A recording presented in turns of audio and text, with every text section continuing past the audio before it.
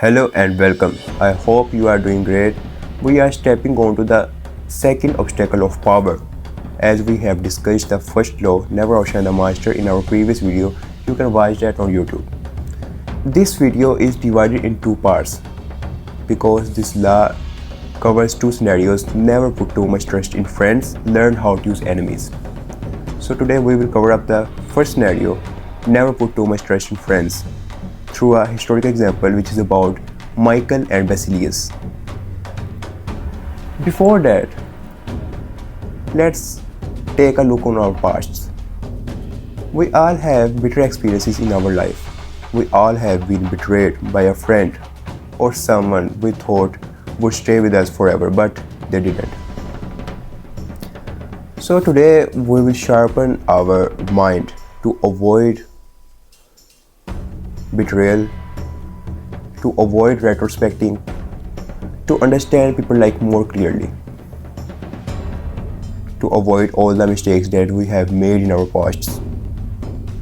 So let's get into it without wasting any time. In ancient Byzantine court, when Michael assumed the throne, he was a young, inexperienced ruler who was surrounded by murderers or profligates. Well, Michael's uncle, Bardas, who was a man of ambition and power, in this time of peril, he needed someone he could trust as his counselor. So he chose his best friend, Basilius, who had whatsoever no experience in politics and government. In fact, he was the head of royal stable on that time. He had proven his love and gratitude to the emperor. But why the king had a great love for this man? Because once Basilius saved his life, and on that time he was just a horse trainer. By impressing with his strength and loyalty, they became inseparable. The king raised him to the head of stable from the obscurity of horse trainer. Michael loved him like a brother. Who could be better on counselor position than Basilius? And Michael ignored the advices of those who recommended the much more qualified Bardas. He chose Basilius.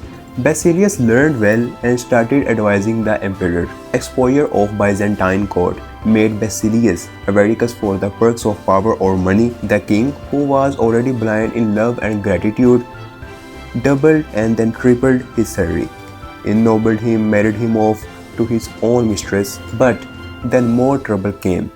Bardas now became the head of the army. Basilius poured poison in Michael's ears. The Bardas is conspiring to let down his nephew.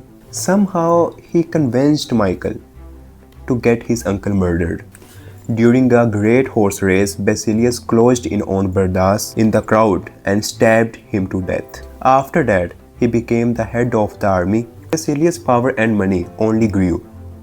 After some years, Michael asked him pay back some money that he had borrowed over years. Guess what?